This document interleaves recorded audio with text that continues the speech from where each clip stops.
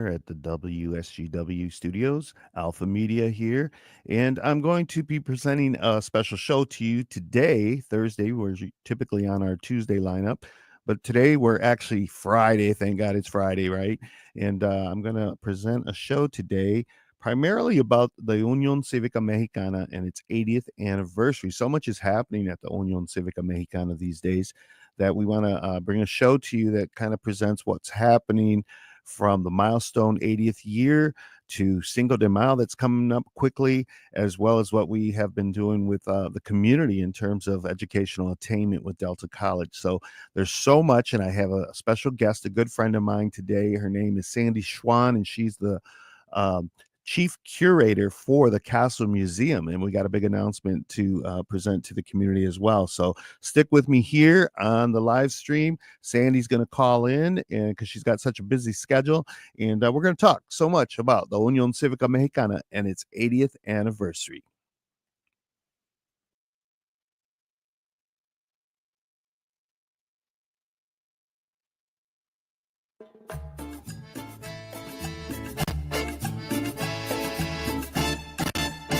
Welcome to Mi Gente on Air on 100.5 and 790 News Radio WSGW and online WSGW.com.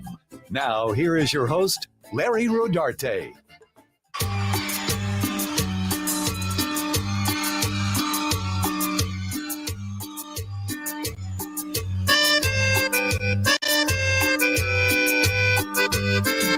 Good evening, good afternoon, good day. Hello, this is Larry Rodarte coming at you from Mi Gente on Air in the studios at WSGW and the great sounds of Michael Salgado, a good friend to the Unión Cívica Mexicana for many, many years. And we've had him in the community at a concert at least 3 or 4 times. And so I consider him a good friend, and I'm just happy to always play his music. But today we're going to be talking about the 80th anniversary of the Unión Cívica Mexicana. It is an old organization that was founded in 1945 by 11 founders, 11 men that came together in the community to fight civil rights, for the civil rights of migrant workers in our community, as well as other reasons. And today we have a guest who is with the Castle Museum, and her name is Sandra Schwan, and she's the chief curator for the Castle Museum. So help me welcome today Sandy Schwan. How are you, Sandy? Hey, we're doing great. Like you said, it's Friday and the sun is shining. Yeah, I came out and I was like, oh, this is going to be a nice day. The sun is shining because we've had some, pretty cold weather there. And last night it got pretty cold again, but here we are on a sunny day and spring is coming. So I'm optimistic. Me too. Yeah. Well, Sandy, like I said, is the chief curator of the Castle Museum. And the Castle Museum, as many of you know out in the listening world, is such a wonderful gem in our community. It is very much the gem that we have all grown to love throughout the years. And I'm a board member of the Castle Museum. And so I wanted to invite my good friend and guest, Sandy Schwan, here because we have an announcement to make. And Sandy, can you tell me a little bit about what you actually do there at the Castle Museum? Sure.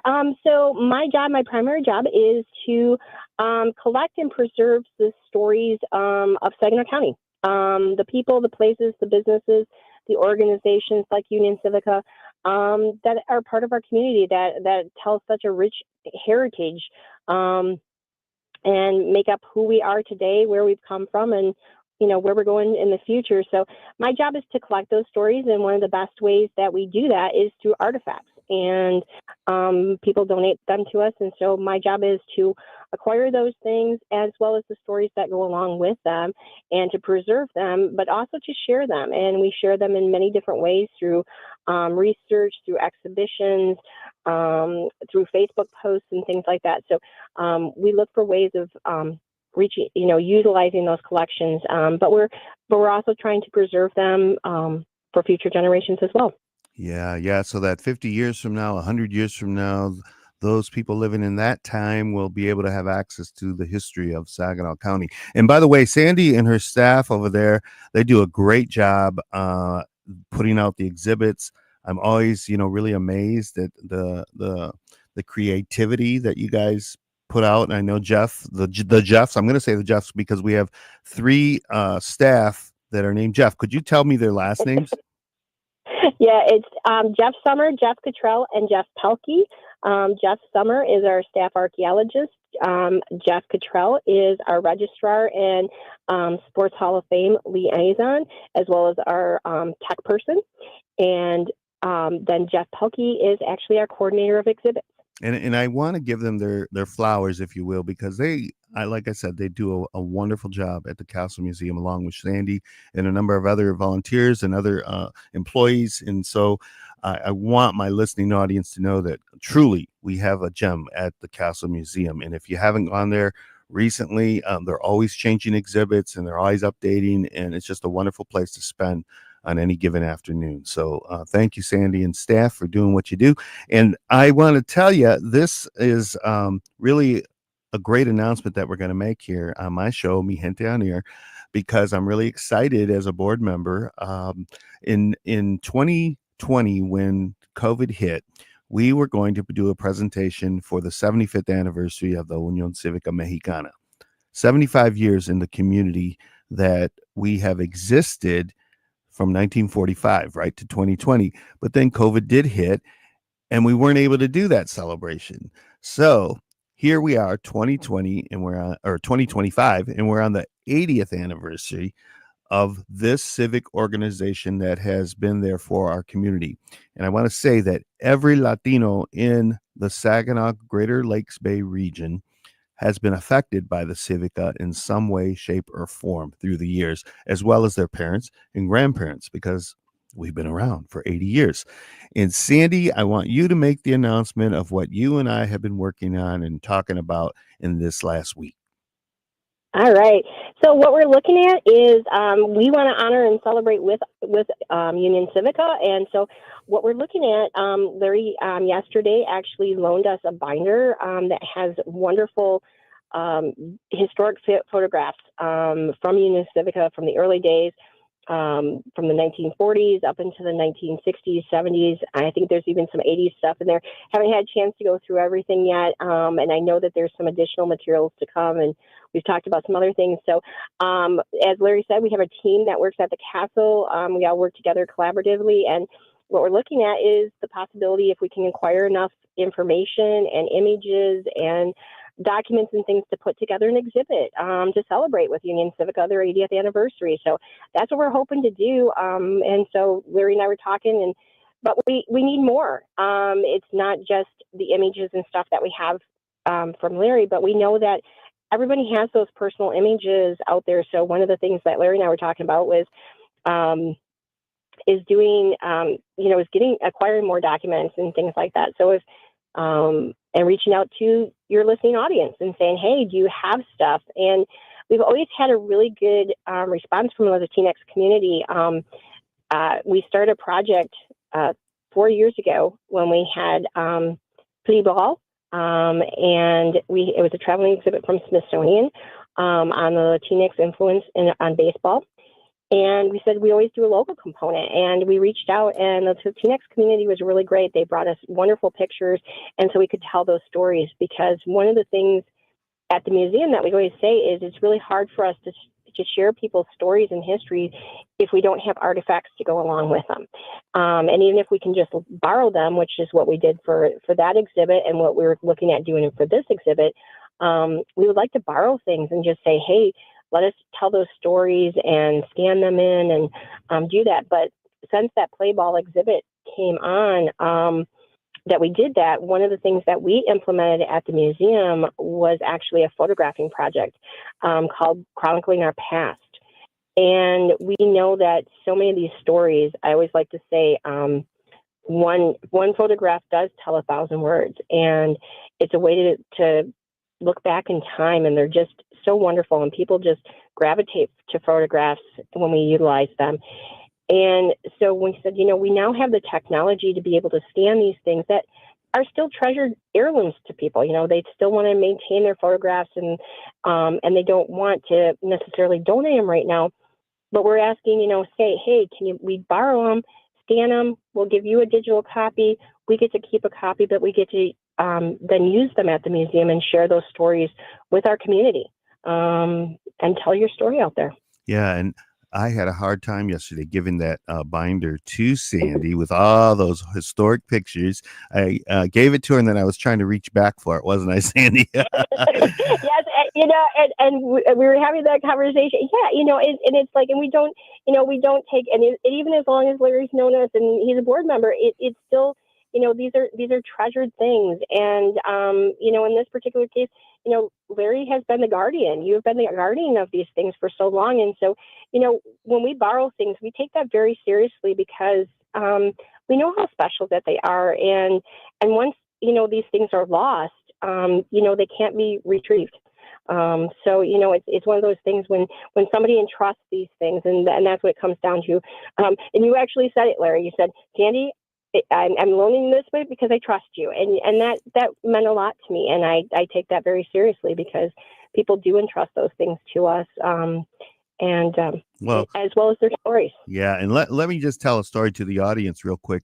In 1995, I was involved with the Civica because I was putting together an anniversary commemorative booklet telling the story, and a booklet that was published for that particular event in 1995.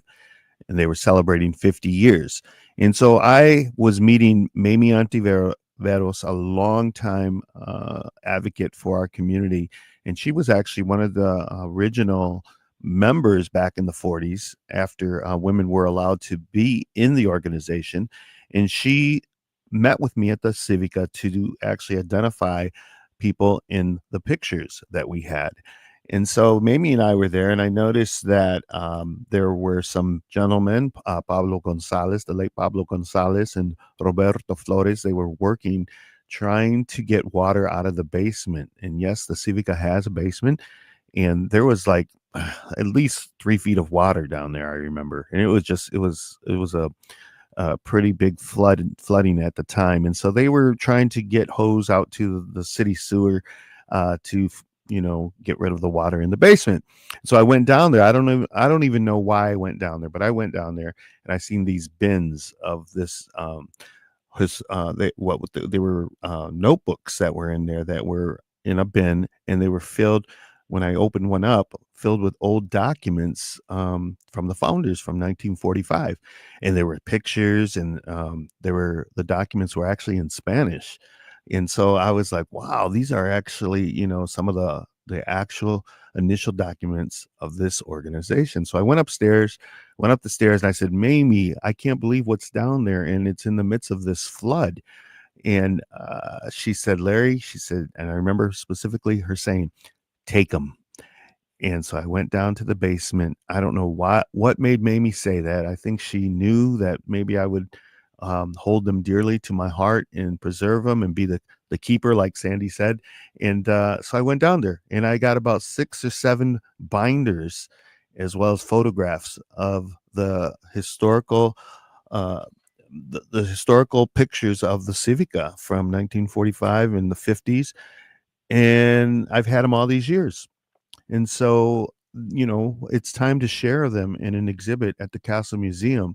And I'm so happy that the Castle is going to do this exhibit because it's really important. And as Sandy and I were talking yesterday, it's important to know your history and background. And so, Sandy, I want to throw this question out to you today. What would you say to somebody who says, why do you care so much about history or preserving history? What is your answer to that? I think that it's always important to, so often we do stuff and people will say, why do you do something? Well, it's because we've always done it that way. And I think that for me, I always like understanding like why we do something. It always lends more meaning to what we do. But also the other thing that's really, why would we do what we do at the museum is because, for me, looking back and understanding how we got to where we are today, really helps me to, say, okay, this is how we got to today. Now, what do we need to do to move forward? How do we enjoy today, but then also look to the future? And to me, that's you can't look to the future without being able to understand your past. And I guess that's the best way to do it. I just think that you have to understand the past, understand how you got to this point in time, so that you can move forward, so that we can make good decisions. Yeah, people always say, well, if you don't know the past, you're doomed to repeat it. Yeah, well, sometimes there's things from the past that are important to repeat. Other songs, no, we need to learn from that, not make the same mistakes. But, and sometimes it's like you take something and you say, hey, this is what we did in the past, but you know what? We're now 30 years away from that. How can we improve to make something better? And that's the way that I always like to, if we can understand how we got to this point, then we can make better decisions for moving forward. And I did mention to Sandy, I always felt that when you know your past, when you know your ancestors, when you know the struggle or the big move that they may have made for Mexico, say in my family history, it makes you a stronger person. When you know that information, I believe it makes you a stronger person going through life. And it really is amazing to me when I ask young people, they say their grandparents were from Mexico or whatever. They don't even sometimes know the cities they were from or the names of their grandparents. They just know them as grandma and grandpa. And, I just think it's really a disservice to their character, because as they grow forward and they become adults, it's important to pass that history down.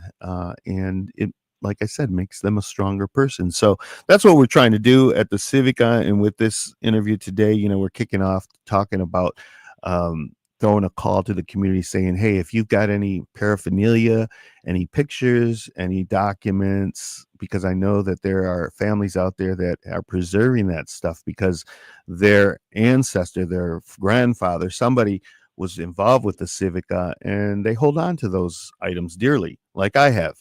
And so, we're putting that call out there. If anybody has any information, paraphernalia, pictures, contact me, contact the Castle Museum, contact Sandy as the chief curator.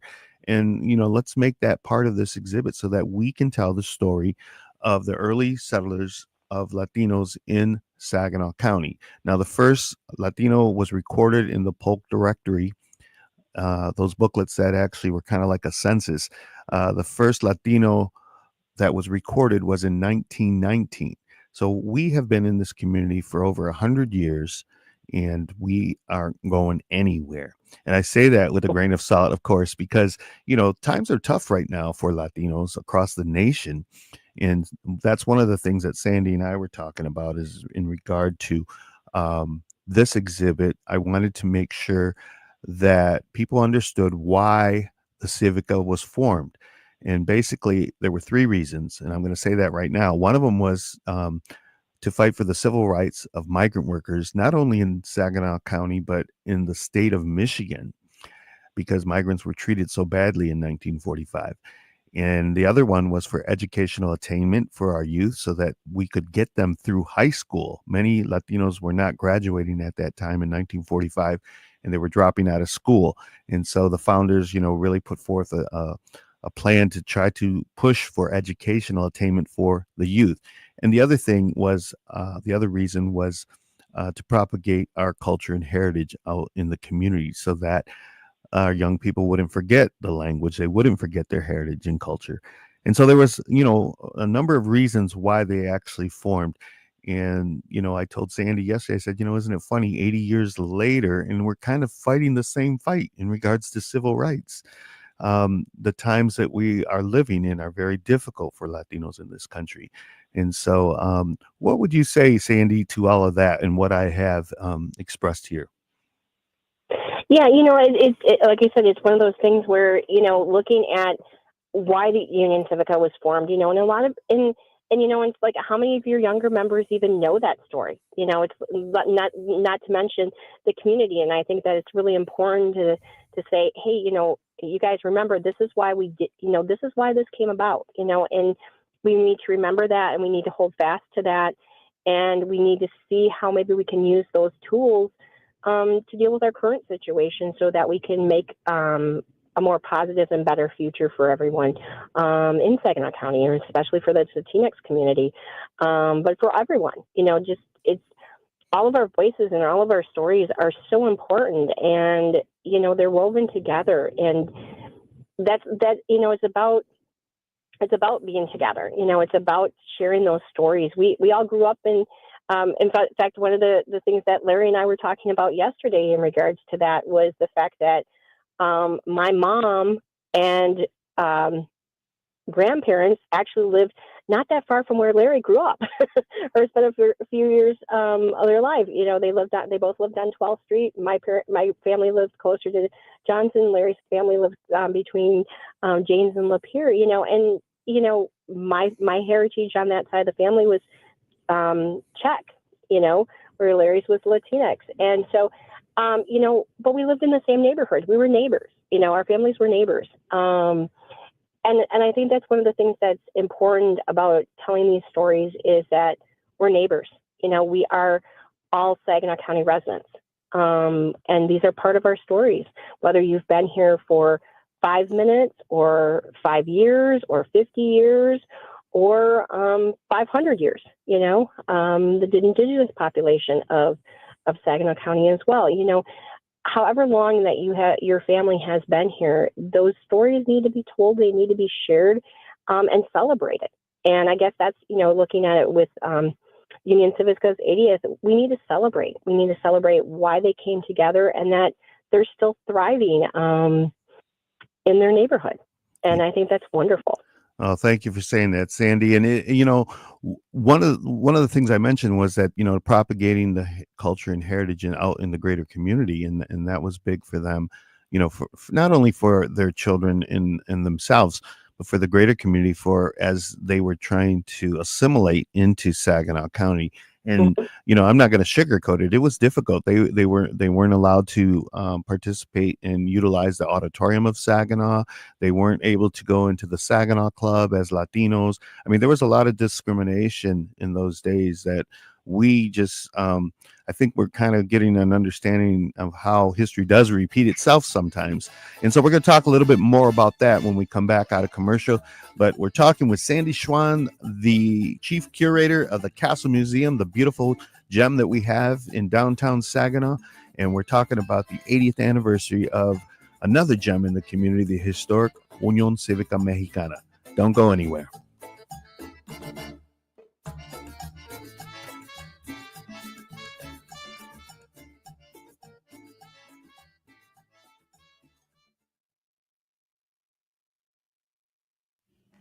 All right. So I want to invite people to come into the live stream here because we've got a great guest with a lot of information. This girl is really informed, and she has an office at the former Jacobson's building, which is connected and owned by the Saginaw County Castle Museum.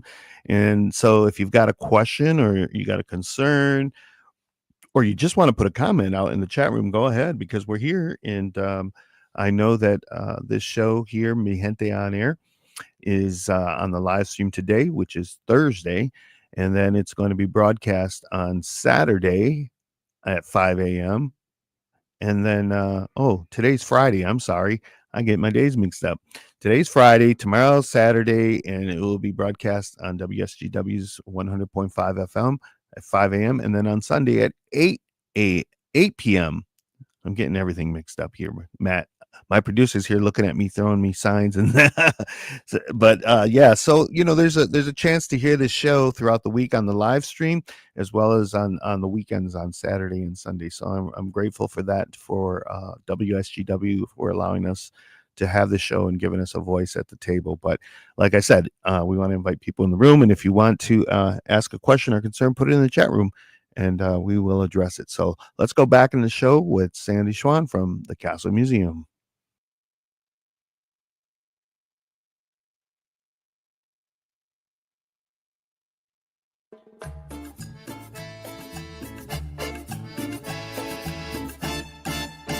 You're listening to Mi Gente on Air on WSGW.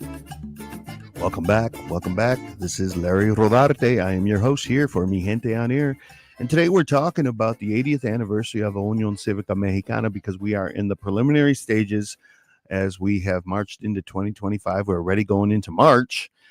And we're celebrating this year. We had a fabulous Valentine's Day dance with a lot of people, and we're really happy to see the community come out at a time when it's been a little bit difficult for the greater community of Latinos in Saginaw County.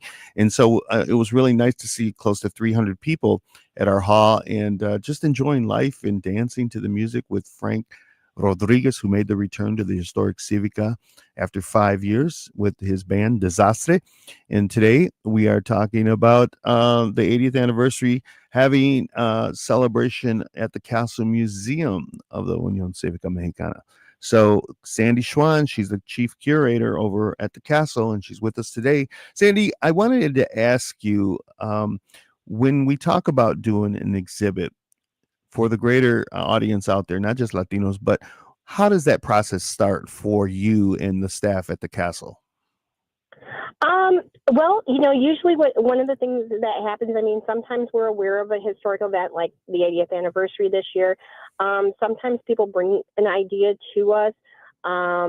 Sometimes in doing research, or we get an artifact in that spurs an idea, and we say, hey, this sounds like a really great idea to do an exhibit, and let's see if it's got legs and we can run with it. And so in this particular case, that's what we're in the process of looking at with this exhibit.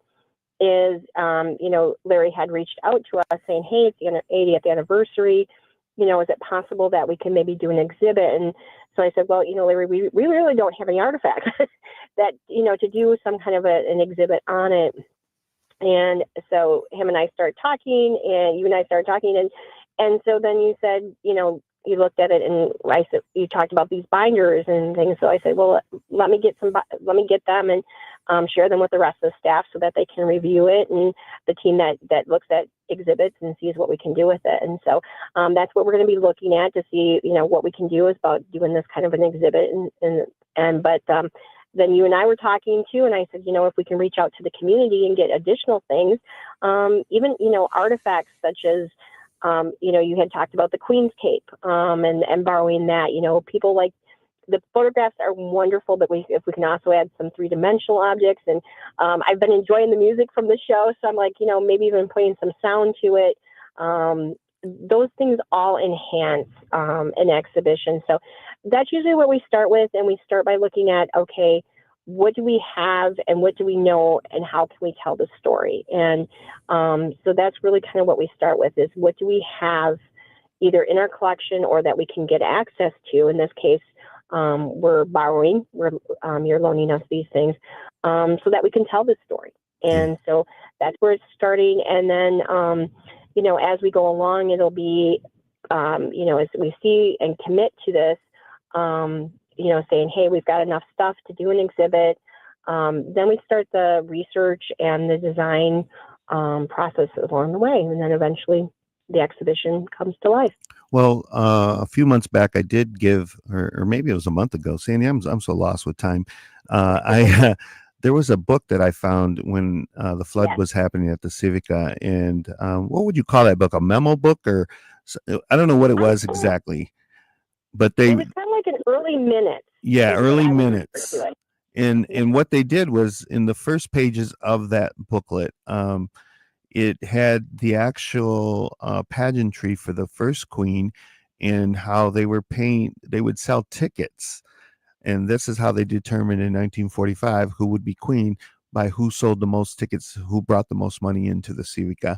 And they actually had a list of the girls in there, and it had those people who actually gave money. And it was tickets were like 25 cents. And it was probably, a lot of money in those days compared to today. But that's how they did it. And I thought, wow, we actually have this documentation of the first pageant when Amada Garcia was, the queen of the Unión Cívica Mexicana. And so, I gave that to Sandy, and I said, Sandy, look at this, what I found. And what have you done with that booklet, Sandy? So, I mean, it's wonderful. The handwriting is just exquisite. We've actually scanned it. So that was the initial process. One of the things that we talked about doing was whenever we can digitize something, that's wonderful for several reasons. One, that book is, 80 years old. And so one of the things that we want to do is we don't want to handle it that much, but we still want to make that information available for exhibition, for researchers, and to just be enjoyed. Like you said, the fun information that's in there is wonderful. Sometimes people will find a name of somebody or whatever. And so our best way, the museum is designed, we want to share these stories and this information and these artifacts with them. And so when we're talking about archival material, especially, one of the best ways we can do that is by digitizing them. So the first step we did with that was we have gone through and Jeff Contrell, our registrar, actually just finished scanning it. He scanned it at a really high resolution, so a TIFF setting, which is good. And that means that, hopefully for many generations, that particular format will last for us.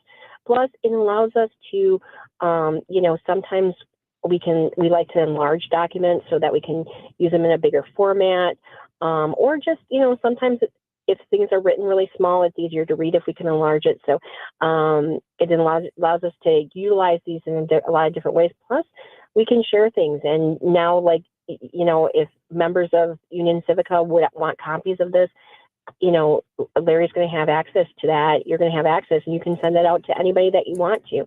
Whereas before they would have to come in, and you have to make sure you were really careful with that book. Now it's digital, and it can be shared with so many people, and Yeah. that to us is a wonderful thing. And it's important to note that some of the pages in there are actually fading. So Yeah. it's really important that we get this taken care of now, because it has faded. And like she said, the writing in there is immaculate, because it is in calligraphy, basically, if you look at it, and it's all in Spanish. So it really is a gem for our community to have the historic part of one of the longest serving civic organizations in our community, to have that. And one of the other things I wanted to bring out, because we talked about this memo book, and in the beginning it showed the first queen of the Civica in 1945 and how she became queen. We just celebrated for Valentine's Day our new queen. And our new queen, I'm going to have my producers show the picture, is Miss Sydney Stricker. She is a volunteer of the Civica for several years. And she's a young girl, 20 years old, who just loves her culture and her heritage. And she has volunteered at many of our events, from the Cinco de Mayo to the Tamale Taste Off. And her father is James Stricker.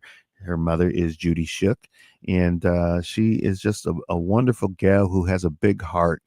And she was able to win out the competition, the pageantry, by providing bio and essay, and having to go through an interview process with the Queen Committee.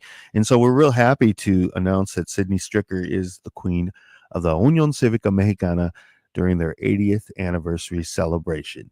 And what's neat about Sydney, I call her Sid, is that her great-grandfather, not great-grandfather, great-grand-uncle, is that how you say it? Great-grand-uncle, was one of the founders, one of the 11 founders of the Civica. So, it kind of goes hand in hand how all things happen sometimes. And we're just really proud of that. And as we go forward, we are only 2 months away from our staple event, the Cinco de Mayo, which is the 46th annual Cinco de Mayo of Saginaw, started in 1980. And if you see, we have the theme this year for the parade and for the festival itself is celebrating La Unión Cívica Mexicana's 80th anniversary, 1945 to 2025. And as you can see, Sydney's there as the queen today. And then you've got an older picture of the original members back in 1945. And so, it's really nice to have this information. A lot of communities don't, and they get lost. The process of losing historic documents and pictures and all happens quite readily, I believe. And I say that because I remember Diana Rivera, who was the curator for the Cesar Chavez Library at Michigan State University. She came to my house and actually looked at some of these documents and pictures. And she came with wearing white gloves, I remember, and she was going through the pages, and they wanted it for their museum in East Lansing. And she said to me, Larry, nobody has this information. And I looked at her kind of puzzled, and she says, nobody has this kind of information from that far back. I guess she meant locally in the state of Michigan. So we really, have something here. And I think we should all be proud of it. And I'm so glad that for the last 30 years, I've been able to keep it. And I think it's time now, and Sandy has been pushing me on this, it's time now to hand this over to the Great Castle Museum and make sure that it is all scanned and kept to preserve for the years, so that 100 years from now, that our future generation can appreciate all this information. So, Sandy, what do you have to say about all that? Wow. Yeah, that is such an honor. And like you said, yeah, the wealth of information that you have, so often doesn't exist. It gets lost for lots of different reasons. So many organizations, they're volunteers. It's members of the group, but they volunteer, to do the different roles and stuff. And so everybody has that box of stuff, stashed away at their house. And, sometimes it gets passed on to the next person. Sometimes it doesn't. Sometimes things get purged out. And so to have all this information that Union Civica is truly a treasure. And we'd be honored at the Castle Museum to preserve this because, like I said, it makes it available to all your members, but it also, it makes it available to anybody that comes to the castle. And it's another way for us to get that information out there and to share the rich heritage of Union Civica. It's just phenomenal. So, just an honor that you guys would consider this and that we'd be able to take it at the museum. And we had talked about, Sandy, you and I, in regard to the Jimmy Carter visit. And we've done at least one show, maybe two, when he turned 100 years old, and then when he recently passed last month. He came to the Union Civica. He was stomping to be president of the United States, believe it or not. And within a month time from his visit at the Civica, he was elected as the president. And so that's a historic first, I think, for our organization, and probably one of our finest moments. And Sandy asked me yesterday, do you have pictures of that? And I said, yes, we do.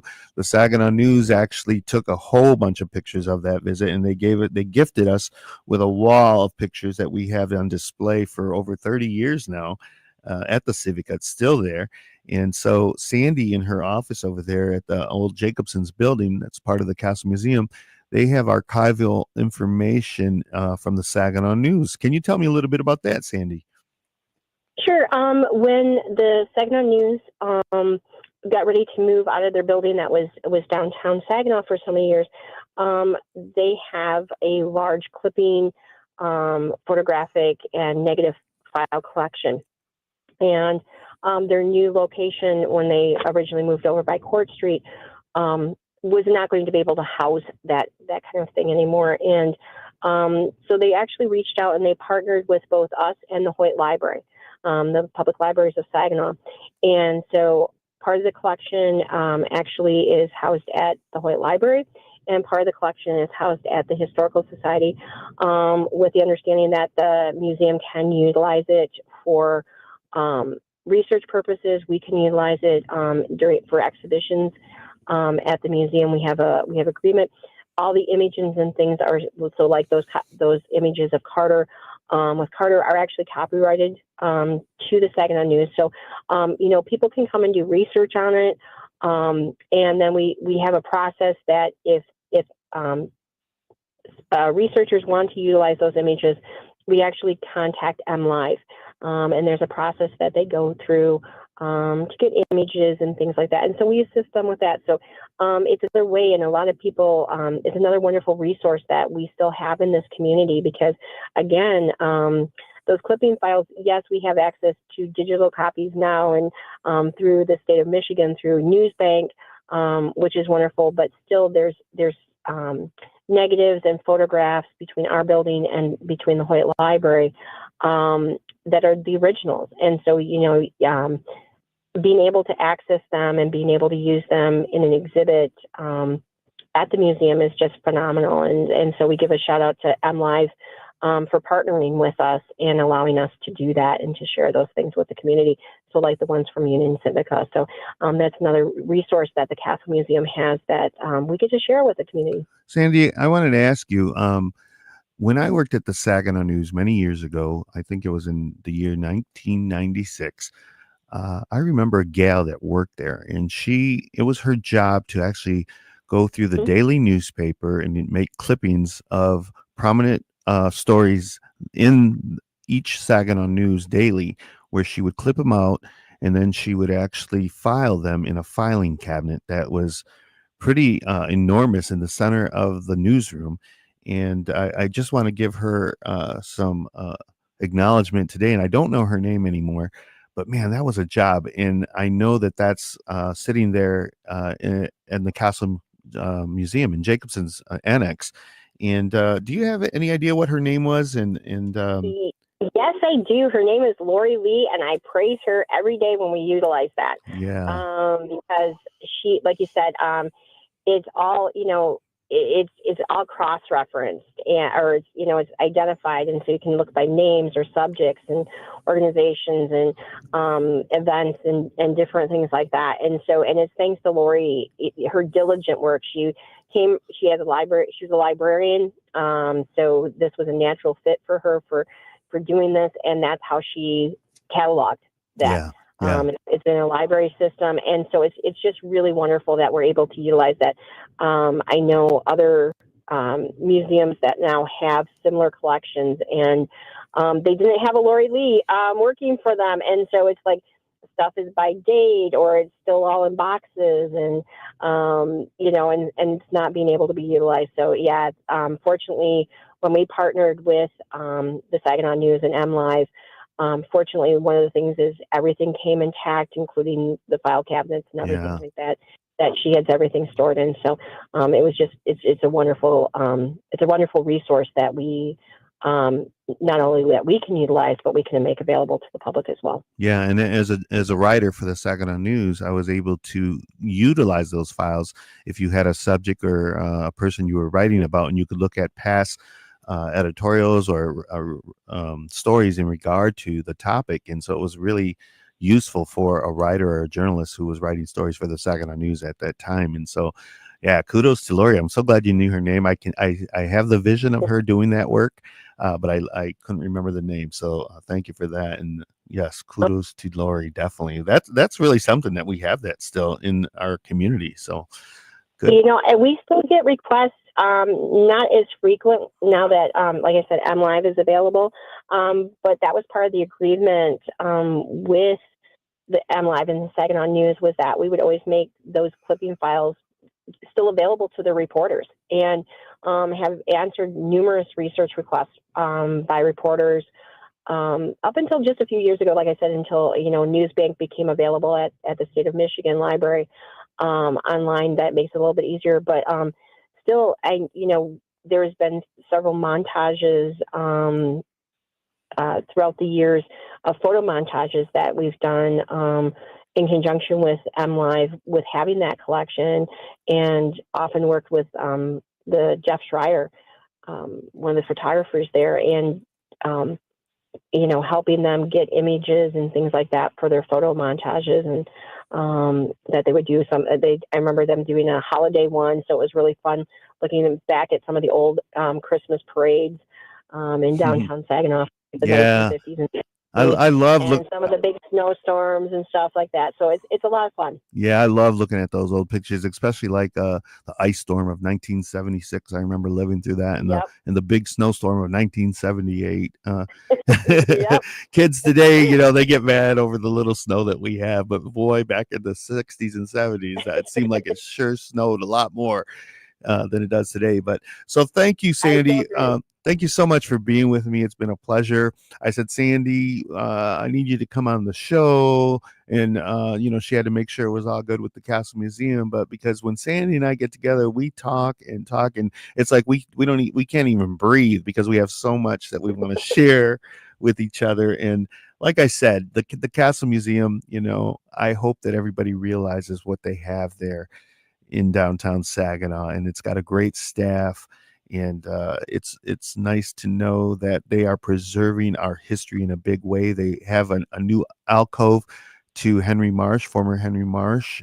Get over there to see that, because it's really nice to see the awards that he received through his life, and just big information and pictures about him.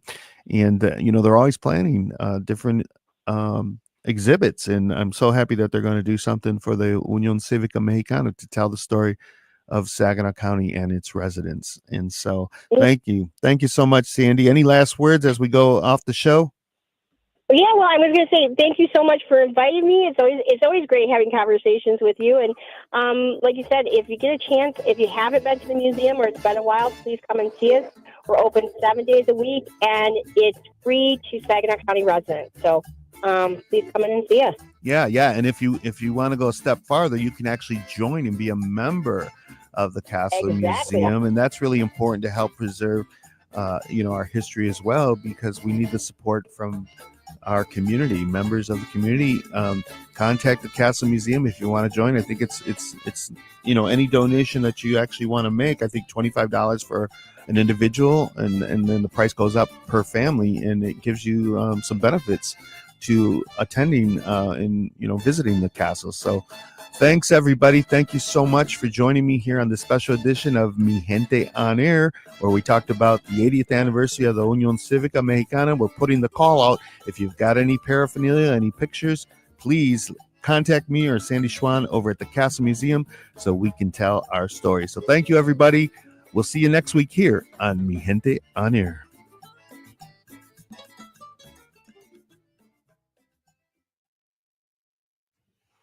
Thanks so much, everybody. Sandy, you still there with me? I am still here, Larry. Thank you so much. This was fun. Yes, we are still on the social media platform here. So I just want to give you a little bit of time here, too, to say any last remarks. I know when I went into the show, I'm like, okay, we're going to talk about this, and we're going to just have a conversation. And we just don't seem to have enough time on this show. We talk so much, right? Both of us. And so, when you have two minds, historian minds, there's so much that can be told. And so I want to just give you, a little bit of time here as we're on the Facebook stream. Tell me a little bit about what the Castle Museum, in addition to this exhibit for the Unión Cívica, what else is going on over at the Castle Museum these days? Well, I'm actually getting ready, Larry, we've been talking about your culture, so I'm actually getting ready to celebrate my culture here in a couple of weeks. And my grandmother, I'm actually second generation Czech American. My grandmother was actually born in what is now the Czech Republic. And one of the things I learned a little over 20 years ago was I learned how to do the art of Kraslica, which is Czech Czech egg decorating. So we're getting ready for Easter here, and fortunately the museum has given. It started out as a demonstration that led to a one-day workshop that has now led to. I have 6 classes that I offer, or different time slots to teach this out and at the museum. So I'm gearing up for that. I still have classes available. So if anybody's interested in learning how to do that. It's very similar to Pasanki, if anybody's familiar with the Ukrainian or Polish style of egg decorating, where you use wax and dye to create designs on eggs. And they're real eggs that we're using. So it's a lot of fun. People have a really good time. So I'm getting ready for that. We're also gearing up. We're actually refurbishing one of our long-term exhibits down in the basement. So, not the basement, in our lower level. In addition to the Henry Marsh exhibit upstairs, we're also talking about the Great Migration that came between migrant workers as well as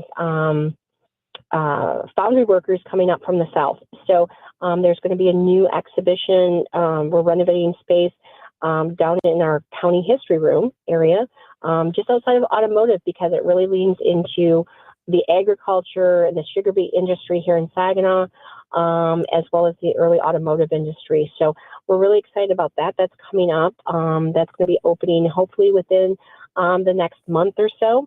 And then we are expecting a new traveling exhibit again, talking about civil rights. It's called I Am Man, and it's a traveling exhibit that it's talking about the civil rights movement of the 1960s.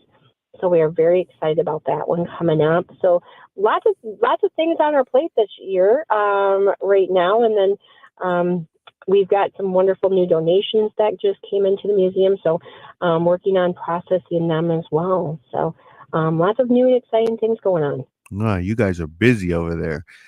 Well, Oh. and I do want to say this, that if you ever gone to the Castle Museum, there's a lot of information and exhibits all around in the alcoves and in the windows and the Sports Hall of Fame exhibit as well. But you got to go down to the basement as well. Make sure you do if you ever visit the castle, because there's so much down there in exhibits, from the plant, the General Motors exhibit, to the lumber. I mean, it's what would you say, Sandy, a virtual type, like where you walk through and they've made the exhibit where you feel like you're actually there in some aspects. So tell me a little bit about that. Sure. Yeah, one of the things that we did, we have an Anishinaabe exhibit down there, and so the entrance to that is designed with a birch bark lodge. So that's exciting. And then we talk about the Treaty of Saginaw, and so we actually have we have two people talking about the treaty side and then the negotiations between the Cass and the Anishinaabe. And so we not only have mannequins portraying them in period clothing, but we also have these actual worded scripts from historical strips that have been reenacted. So you can actually hear actors, talking about the treaty in their own words, which is really cool. We have a wonderful archaeology exhibit. As we said, we have an archaeologist on staff, which is extremely rare for a county institution, a county museum like ours. But it's very important to our heritage here. And so part of the exhibit down there also shows some of the animals. And so we actually have a black bear, a bobcat, a sturgeon, lots of different animals and fish that would have actually, and birds that would have actually been in the Saginaw area, either historically or current. Well, that's a whole another show, right, Sandy? Oh, yeah, it is. Absolutely. Well, thank you again, Sandy Schwan, Chief Curator from the Castle Museum, for being with us here today on Mi Gente on Air. And we just wish you luck in all that you're doing over there at the castle. Thank you, Sandy. Thank you so much. Take care. Bye-bye. Bye-bye.